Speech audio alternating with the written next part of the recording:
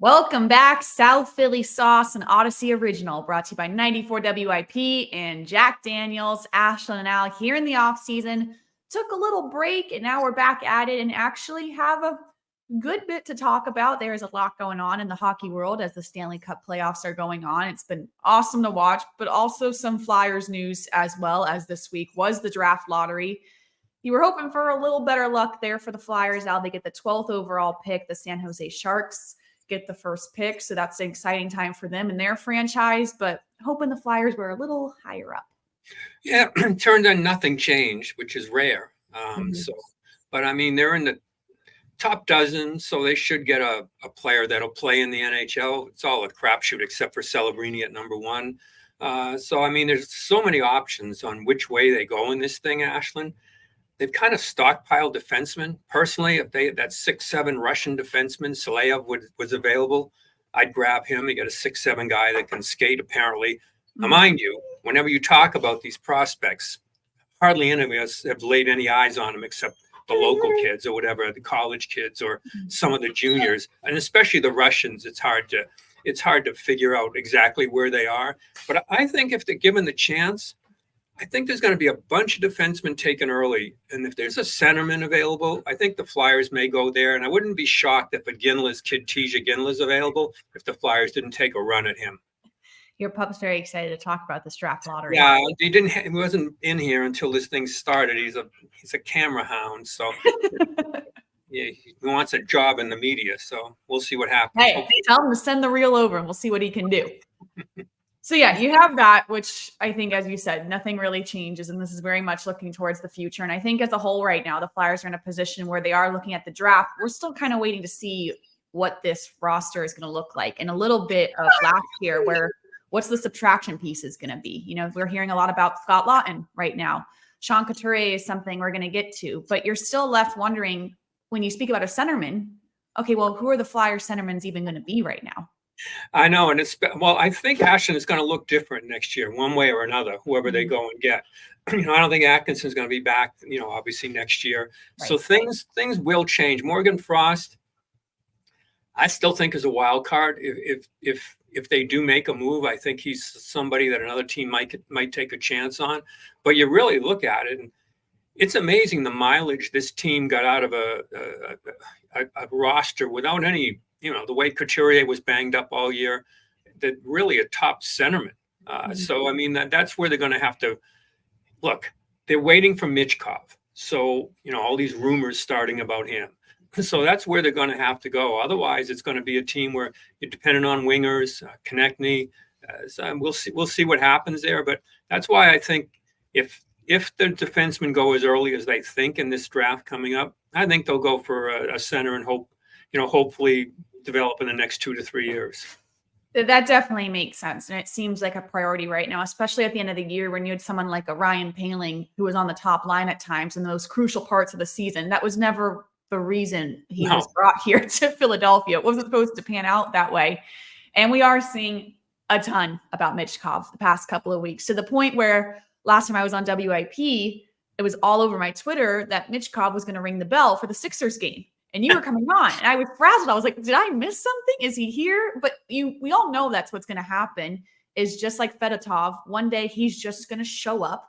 We don't know how he got here. That seems to be the plan. So I take everything I see with a grain of salt, because I really just think no one knows.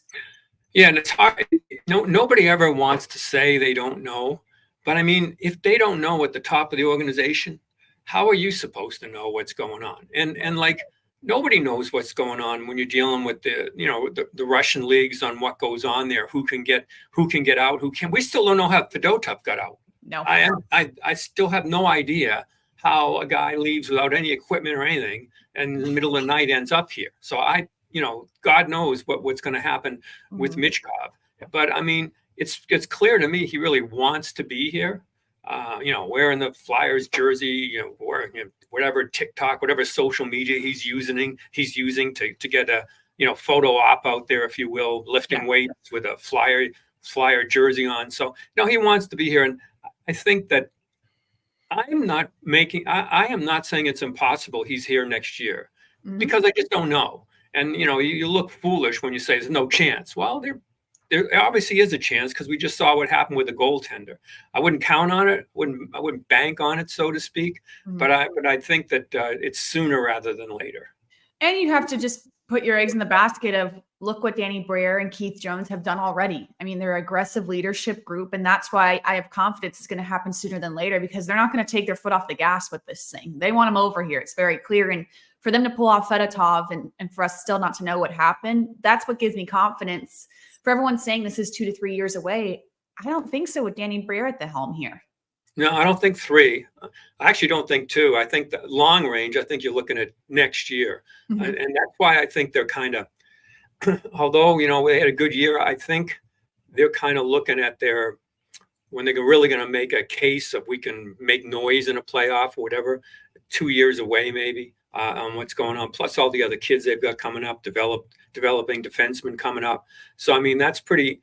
It's been a pretty impressive job by the front office. That kid they got from Northeastern, somehow they got to agree to not sign a contract that started right away, so they're not burning a year in his contract. So they've done a lot of really good things there. But you're right, in terms of what we're looking at for a roster next year, when you look at it, it's hard to project them in the playoffs again, the way it sits right now. You got to assume Jersey's going to be better. You got to assume Buffalo. Every year we think Buffalo's going to be better. There's got a lot of leapfrogging to do there. It is, and that leads us to a big question mark right now. And in my opinion, a little bit overblown is the Sean Couturier hiring a new agent. And it has just been assumed that that means he is asking for a trade and doesn't want to be here. And I think from the perspective of Al and I or anyone in the sports world, people change agents all the time. And I think people shouldn't assume just because he changed his agent, that means he's picking for a trade. I mean, we've all had multiple agents in our life, even in the sports broadcasting sense. Like, this happens in the business. And I think it's completely overblown that everyone should just assume he's out of here because of this.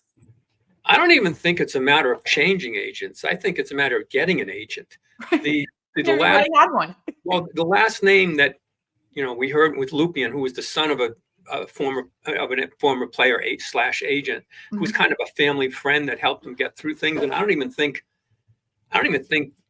Couturier was happy with the comments that were made. I think what's happened here, Ashlyn, is it's why you have an agent, even in our business, when you negotiate, when you have a problem. Like if you're Sean Couturier and you have an issue with what's going on, you don't want to go knocking on the general manager's door too often. No, too often. You don't want that to happen.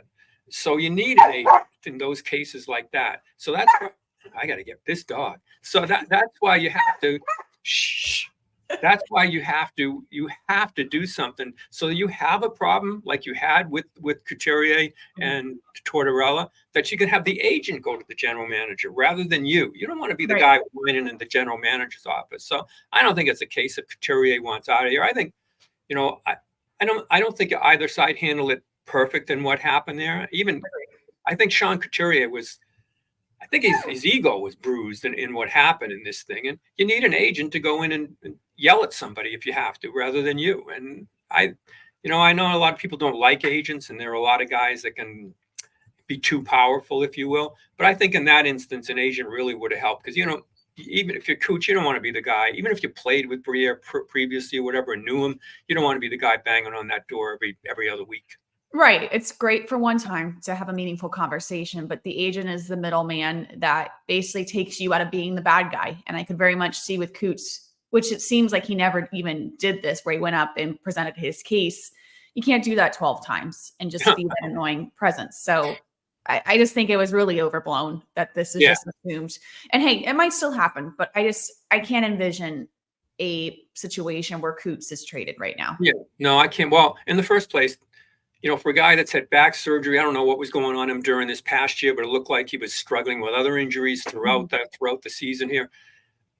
Not to be negative, but that's a big contract for another team to take. I don't know how you'd manage a trade in that situation. The guy who's not that healthy right now. Right. Right. I think what they have to avoid is they had a lot of veteran players not playing. Like, Delorier is a great guy, great teammate. Atkinson, everybody likes him, but when you have too many guys not in the lineup and they're veterans, that can really be a problem. So I think that's going to have to be addressed.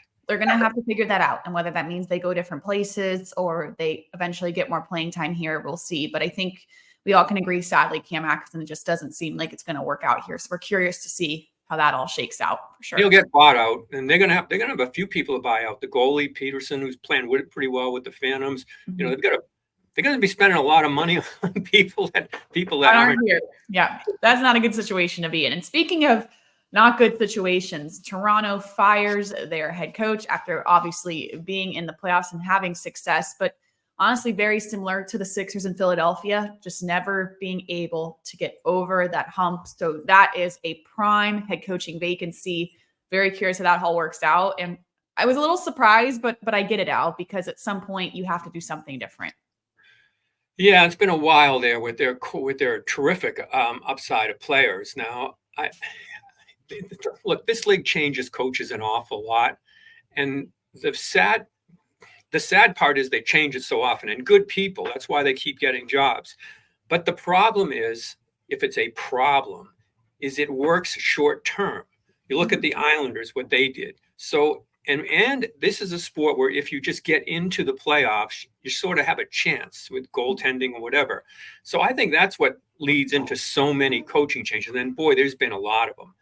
But that job in Toronto, I think that job to me is the one where it's like I grew up in Boston. If you were the guy that got the Red Sox, the championship, whatever, if you're the guy that gets Leafs their first Stanley Cup since '67, that's, Marner said that we're gods up here. Well, in that case, if you're the coach that gets you, you really are on pretty elite status right there. It is interesting. And you mentioned someone that could possibly be a good fit is Craig Berube, who is on the street right now. And you mentioned, there's a lot of guys, good coaches who just don't have jobs right now because of this ever-changing landscape. So possibly that's a fit they're looking at. Yeah, I think Berube's going to have a real good chance at that job. I think he may get his choice on whatever. I mean, the openings that are going on, Jersey, wherever, whatever happens. But I think he'd be a real good candidate for that job. It's a talented team. He's won a cup. He's a no-nonsense guy, but he doesn't. Everybody thinks because he was a fighter that he's a real harsh coach, but he's not. And I think he would be able to coax the most out of those players. I'd be surprised if he's not the guy that I was thinking Ottawa or whatever, but I'd be surprised if he's not the number one on their list in Toronto. You have to think so with their experience, and that's something where it would not be a quick fix, but something where he could just get to work right away with the talent that Toronto has. That has to be the case because at this point, you're wasting careers of prime guys on that team right now who can't get over the hump. I mean, at what point they have to win something? Yeah, and it's kind of a sad statement too that you can be that successful. You look at that Toronto series. The Boston goaltender played out of his mind. Yeah. I mean, out of his mind in that series, Swayman. And so they played really well. And Austin Matthews was sick and then not effective in the game that he played after he missed a couple. So, I mean, that's how close they were to be able to pull something off in that series. And, but you have to look at in context of it happened again and again. Well, every year is a new year, but it did happen again and again. I thought they actually played pretty well. And for what it's worth, even though the Bruins won a game against Florida and, Toronto might have been okay, I don't think anybody's going to beat the Panthers until they meet presumably the Rangers. Right. I mean, the Bruins, they got the most out of everything. And I think the Panthers lost game one, but I think it's going to be a matter of we're going to be watching them play with their food over the last few games in this series. It seems like that. And that leads us to our playoff picture. And I was going to ask you about that because what a difference from game one to game two, that Bruins-Panthers series right now. 5-1, Bruins win game one, 6-1, Panthers win game two. And talking about just piling on, you watch that game two and Panthers were just playing pissed off, for lack of a better term. The fights were insane, and it just seems like the Panthers are not going to let up now. No, they're going to have to, it's going to be a crazy scene, game three in Boston. Because anytime, that's why I love physical hockey, even though people say it's a Neanderthal or whatever. Nobody can wait for game three to see what happens. Kachuk gets into a fight with Pasternak, which is crazy that Pasternak. Epic fight. Yeah. That's in a fight. But you did notice that that fight didn't happen until Maroon was out of the lineup. So, nobody's going to have to answer to him. They will in Boston. So that's what, I mean, that really is a playoff series now where people are really, really going to be interested in seeing just the chaos that happens right from puck drop. Yes. And now you see the New York Rangers. I mean, their special teams won, just special. They're making a difference in this series. 7-0 to start the playoffs. Last time that's happened, 2008 with the Penguins, who ended up not winning that year even. It was the Red Wings, but they are on a roll of all rolls. Momentum is crazy in Madison Square Garden. You watch those games, it is just epic. And you wonder who's going to slow them down. Yeah, their power. If you can't slow down that power play, God, if the Flyers had half of that you just can't take penalties against that team. And they run people. They're physical. And I know in Philly, everybody hates New York, but boy, that's a fun team to watch. Because they're physical too. I mean, Trouba running at people, all kinds of stuff going on. They've got the kid running around, Rempe. There's all sorts of chaos when the Rangers play, and the skill level that they have. I mean, it's just remarkable, that power play. So I mean, Breadman going crazy on people. It's a fun series, and that's another case where Carolina, they may. You can get swept in a series and play really, really well. So Carolina's played really well and find themselves behind 3-0. And, they got the goalie, the goalie's terrific there in New York too, Shesterkin. So they've got it all.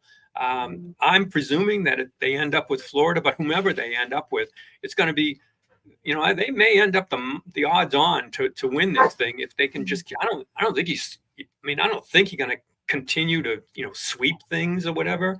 But I do know that it's a horrifying feeling thinking you can't take a penalty against a team or you're going to be behind by a goal. Right. You got to think you're playing scared. And it was really cool to see. I was in New York earlier this week, and this is with the Knicks being in the playoffs as well in the postseason. And just walking around. I mean, we were walking Central Park, and the amount of Rangers t-shirts and hats I saw, I didn't really see any Knicks. And that's really cool to see for someone that works in hockey and us being fans of the sport. To see a city like New York that has so many other things going on, so bought in to a hockey team right now, was very cool. Yeah, that's the sad part in Philly in the spring. I mean, I went back home in the, Monday Bruins, Tuesday Celtics, Thursday Bruins, Friday Celtics, then New York Knicks, Rangers. And what's supposed to happen here is it's Sixers, Flyers. Well, instead you've got, whoever's the concert at the Wells Fargo Center going on. And that really does. It's so good when that happens in Philly. When it happens in Philly, and the Phillies have been terrific to take some of the edge off of that. But when it happens in Philly in the spring, when you have the cars going down Broad Street with Sixers flags and Flyers with signs in the windows and everything, it's just, even if you don't win it all, that energy is terrific for the winter sports teams in the playoffs.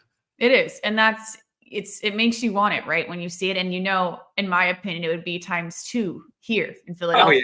It's there. They just have to get there. And that's just the importance of getting in. And then you see the Dallas Stars, which was one of our picks to win it all. Curious how you still feel about that after a tough loss in game 1. They make sure to get the win in game 2 over the Avalanche, but the Avalanche have so much skill. So that's another great series to watch. Yeah, it is. I mean, you count them out there. It's like so many. I mean, everybody still thinks they've got a shot at this thing going in.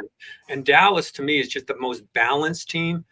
But you can't give that extra man opportunity to Colorado, and they'll make you pay, and they'll make you pay quickly. And they had to come back from a 2-0 deficit. So the Stars' problem might be the energy. If they manage to get through this, the energy they've had to use to get through 2 rounds. I don't know how much gas is going to be left in the tank if they get to the next for either team.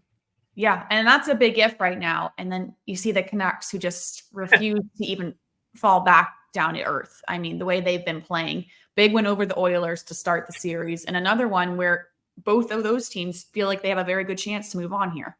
Yeah, how Vancouver's doing it, I don't know. I mean, you look at their numbers, their inside numbers, if you will, and they don't figure that they're that good. The goaltending was horrible in game 2 of game 1 in Vancouver. It's been a real crazy ride for Rick Tocchet. I texted Tocchet. He's one of my favorite players and coaches and just people. And he's just living the dream out there with what's going on right now, because they've overachieved tremendously here. But you start to put doubts in the other team. But Vancouver's goaltending, after a great story in that first round with Nashville, it's got to get better, because that last game, it was ugly on either side. It was. And this is just a time of the year where you can't play sloppy. You have to be so on par. So curious to see how that all plays out. But it's been very fun to watch. And what else you got? Anything else before we end this lovely podcast? I think when you look at everything that's gone on, just how important it is to just, everybody said, well, they didn't get in the playoffs, it's no big deal. Well, it is, because of the fun and the excitement that goes on and all of that. And I got to just suggest, even if you're not a Ranger fan, just tune into these playoffs, because you are going to see one heck of a show. Yes. Put it aside for the playoffs. Just watch. We know the feelings, but it is must-see TV. It's been pretty cool to see. And thanks for tuning into South Philly Sauce and Audacy Original. And finally, the pupper gets his camera time. He's so deserved in this podcast. Thanks, guys. See ya.